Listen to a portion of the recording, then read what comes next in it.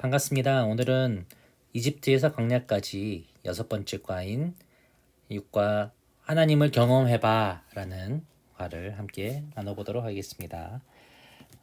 출애굽기 14장 21절부터 31절이라 되어 있는데 사실은 1절부터 해서 쭉 뒤에 부분까지 한 11절부터 31절까지라고 보시면 되겠습니다. 그중에 21절을 함께 보는 말씀으로 나누었는데요. 함께 보도록 하겠습니다. 모세가 바다 위로 손을 내밀매 여호와께서 큰 동풍이 밤새도록 바닷물을 물러가게 하시니 물이 갈라져 바다가 마른 땅이 된지라. 출애굽기 14장 21절 말씀입니다. 출애굽한 이후에 홍해 앞에서 이스라엘 백성들이 겪었던 그 위기 속에 어떤 하나님을 그들이 경험하게 되었고 하나님이 어떤 분이심을 그들이 확정하게 되었는가 하는 것들을 보도록 하겠습니다. 아이스 브레이크입니다. 지금 내 마음은 마음은 우리 표정으로 잘 드러나죠. 뭐 소위 포커 페이스라고 해가지고 자기 마음을 표정으로 잘 드러내지 않는 사람도 있지만은 많은 사람들은 표정에 잘 드러납니다. 저도 감정이 제 표정 속에 잘 드러난다라고 하는 말이 있습니다. 그래서 군대에 있을 때는 주의하라라고 하는 그런 얘기도 지적도 들은 적이 있습니다. 여기 얼굴들이 있죠. 못 웃는 얼굴도 있고 생뚱맞은 얼굴도 있고 뭐 여러 가지 화난 얼굴도 있고 슬픈 얼굴도 있고 이렇게 빙글거리는 곤란한 얼굴도 있고 그렇습니다. 내가 가장 많이 지었던 표정은 무엇입니까? 라고 학생들한테 물어보고 혹은 여기 있지 않다면은 뭐 나의 표정을 한번 지어보세요 라고 이렇게 해보셔도 좋을 것 같습니다. 예. 제가 가졌던 제 표정인 것 같습니다. 이번 한 주 동안에.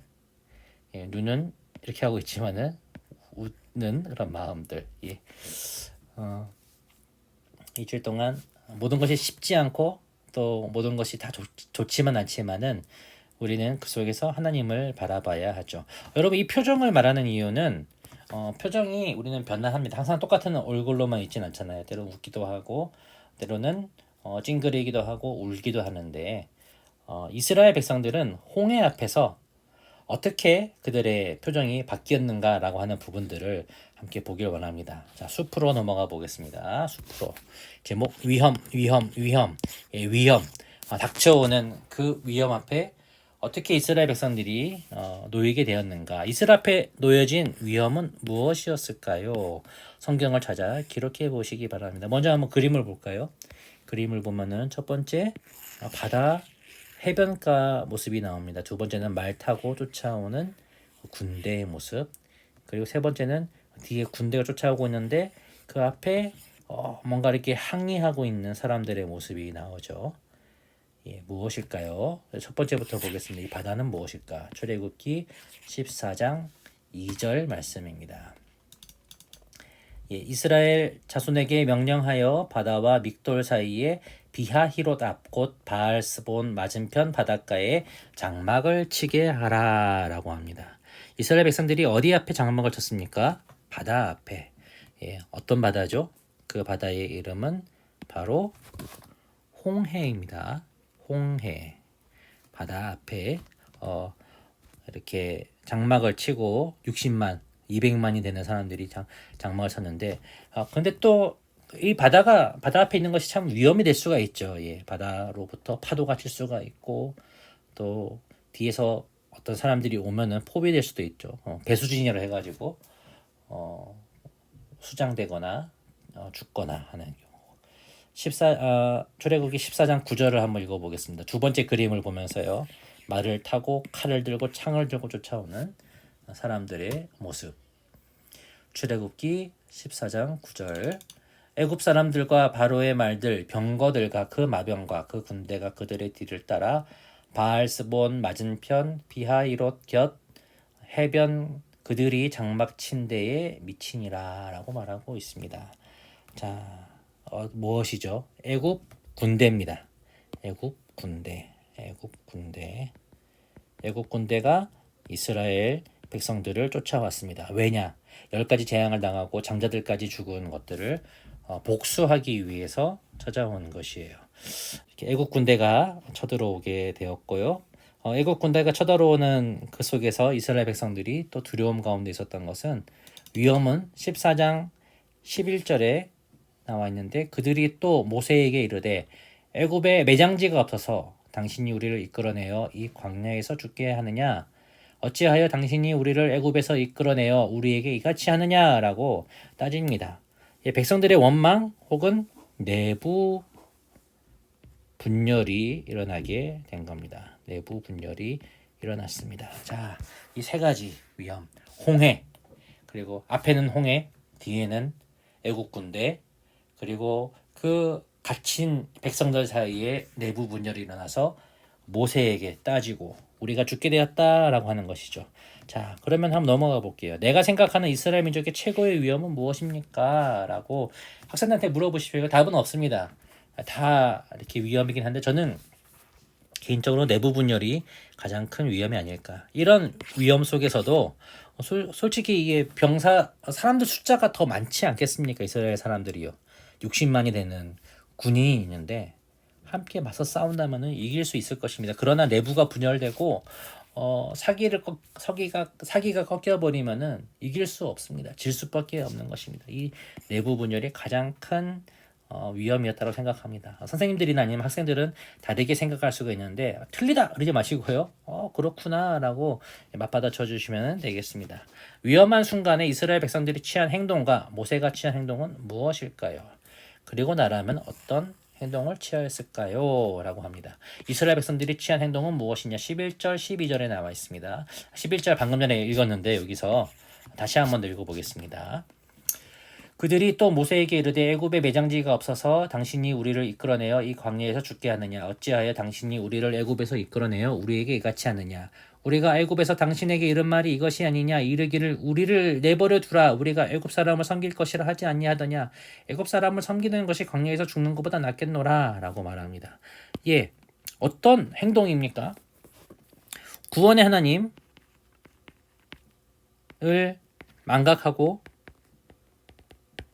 그들이 그렇게 고통스러워하던 노예 생활, 이집트 노예 생활을 더 낫다, 더 좋았다, 노예 생활이 더 좋았다라고 이렇게 말하면서 이렇게 모세에 대해서 반항을 하는 모습이 보입니다. 그럴 때 모세는 어떤 행동을 취하였는가 하는 것이 이어지는 13절에 나옵니다. 모세가 백성에게 이르되 너희는 두려워하지 말고 가만히 서서 여호와께서 오늘 너희를 위하여 행하시는 구원을 보라. 너희가 오늘 본 애굽 사람을 영원히 다시 보지 아니하리라 라고 말합니다. 두려워하지 마라. 두려워하지 마. 그리고 가만히 있어서 하나님을 봐라.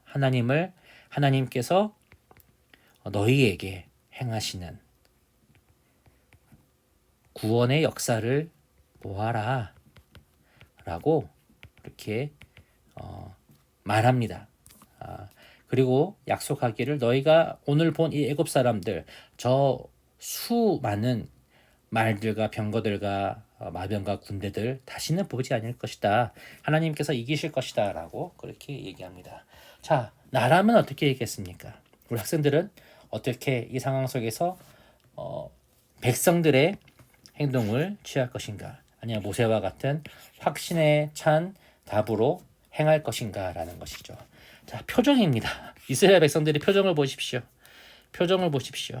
아까 우리가 아이스 브레이크에서 했던 그 표정들 표정이 날마다 바뀔 수 있는데 지금 이 사람들의 표정이 나중에 어떻게 바뀌는가 하는 것들을 보게 될 것입니다. 자, 나무로로 넘어가 보겠습니다. 앞에는 위험. 그런데 두 번째는 기회입니다. 나중에 삶으로 해서 보겠지만은 위험, 기회를 합치면 어떤 게 되죠? 바로 위기란 말이 됩니다. 위기란 말을 쓰는데 위험 가운데 그러나 기회가 있다라고 하는 말로 우리가 보면 되겠습니다. 나중에 삶으로 해서 다시 한번 볼 겁니다. 자, 이스라엘 백성들에게 닥친 위험들은 어떻게 바뀌었는지 성경을 찾아 기록해 보십시오. 출애굽기 14장 21절 22절 보십시오. 그림 한번 볼까요? 홍해 바다가 갈라졌어요. 모세가 지팡이를 들고 손을 들고 있습니다. 두 번째, 군대가 물에 빠져서 죽어가고 있습니다.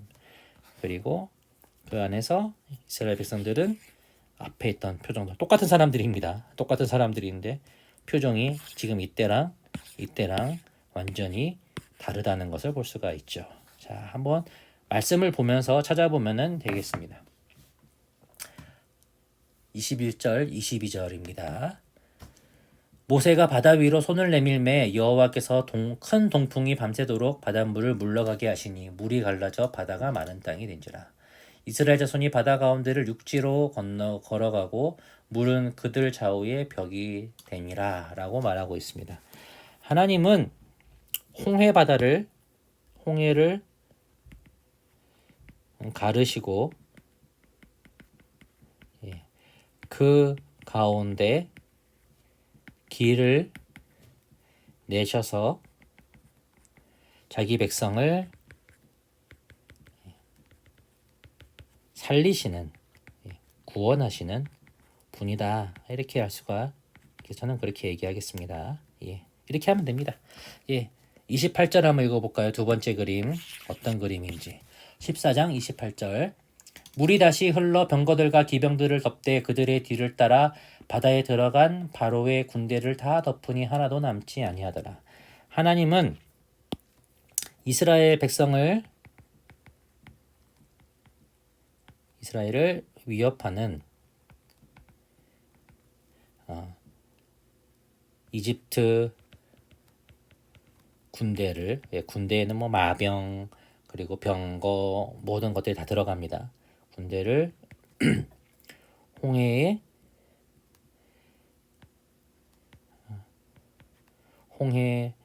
바다로 덮으시고 멸하셔서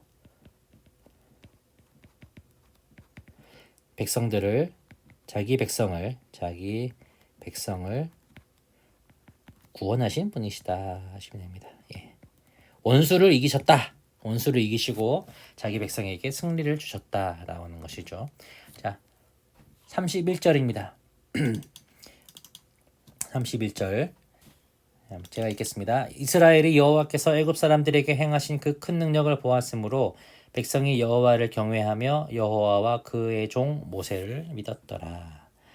하나님은 큰 능력을 행하심으로써 백성들의 찬양을 받기에 합당하신 분이시다 라고 말하면 되겠습니다. 그리고 이런 백성들의 찬양과 백성들의 노래가 어디에 나오느냐, 15장, 이어지는 15장을 보면 나옵니다. 모세의 노래가 나오고 미리암의 노래가 나옵니다. 여기 보면은 이런 말이 있습니다. 여호와는 나의 힘이시오 나의 노래시며 나의 구원이시로다. 그는 나의 하나님이시니 내가 그를 찬송할 것이요 내 아버지 하나님이시니 내가 그를 높이시리로다. 1절에는 그때에 모세와 이스라엘 자손이 이 노래로 여호와께 노래하여 일렀을 때 내가 여호와를 찬송하리니 그는 높고 영화로우심이요 말과 끝한 자를 바다에 던지셨다라고 그렇게 얘기합니다. 소고를 잡고 그리고 춤을 추면서 그렇게 노래를 불렀다. 하나님을 찬양하였다. 하나님은 이스라엘 백성들을 구원하신 찬양받기에 합당하신 분이시다라고 하면 되겠습니다. 자, 봅시다. 어떤 변화가 있었는가라고 하는 것입니다. 이스라엘 백성들이 생각했던 하나님은 어떤 분이신가? 홍해의 기적을 체험하기 전에 이스라엘 백성들이 알던 하나님은 어떤 분이시고 그 후에 이스라엘 백성들이 알게 된 하나님은 어떤 분이신가? 라고 하는 것이죠. 우리가 앞서 이전에 했던 10가지 재앙을 생각해 보면 될 겁니다. 10가지 재앙을 행하셔서 이스라엘을 이집트로부터 구원하신 분. 그러나 아직 이 우리의 어려운 상황들 앞에는 홍해가 있고 뒤에는 군대가 있는 상황 가운데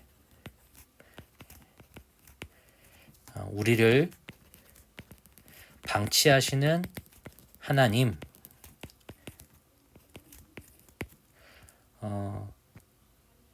다시 우리를 노예 생활로 돌이키신 하나님, 이런 생각들이 있었을 것입니다. 그러나 이 홍해의 기적을 체험한 후에 이스라엘 백성들이 알게 된 것은 세계 최강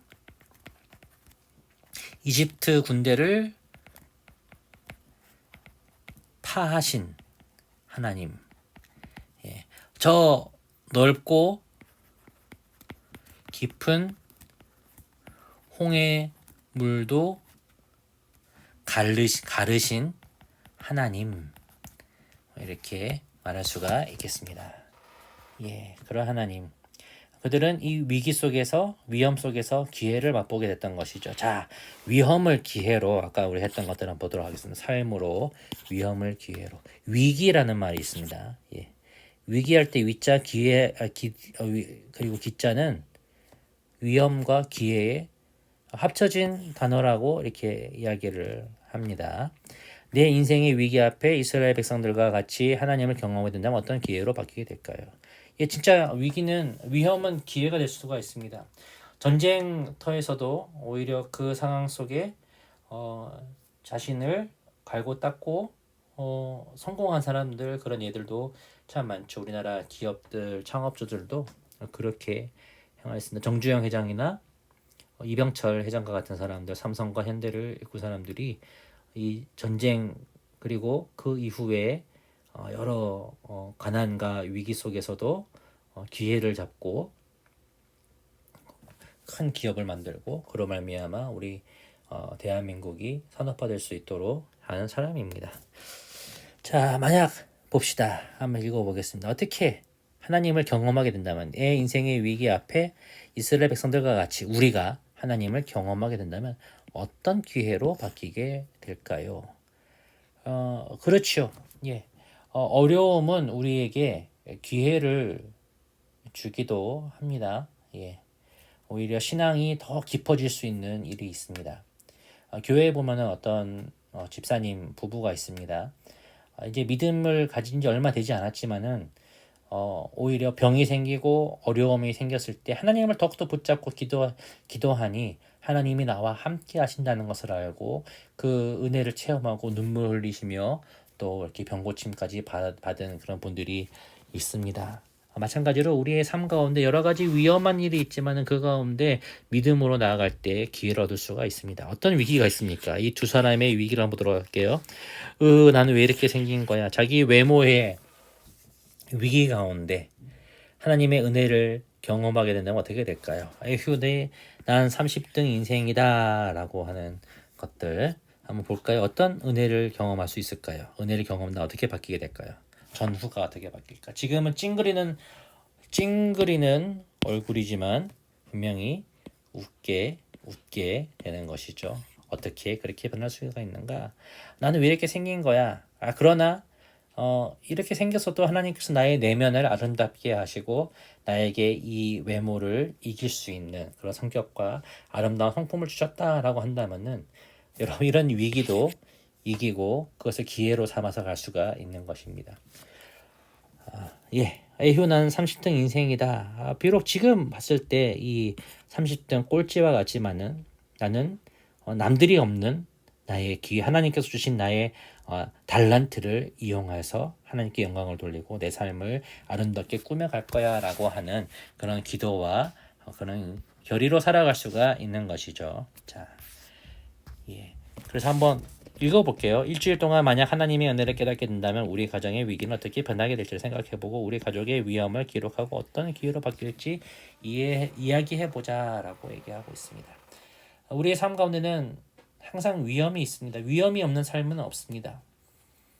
그러나 그 가운데 하나님께서 함께 하십니다. 불기둥과 구름기둥으로 함께 하시고 진퇴양난의 상황 속에서도 하나님은 우리에게 길을 주십니다. 홍해에 길을 내시고 그들을 인도하신 하나님이신 것처럼 오늘날 우리에게도 여러 가지 위기와 여러 가지 어려움 속에 기회와 그리고 새로운 길로 주시는 하나님임을 믿고 그런 하나님을 경험해봐 라고 말할 수 있는 우리 선생님들 되시기를 바랍니다. 예, 이상입니다. 감사합니다.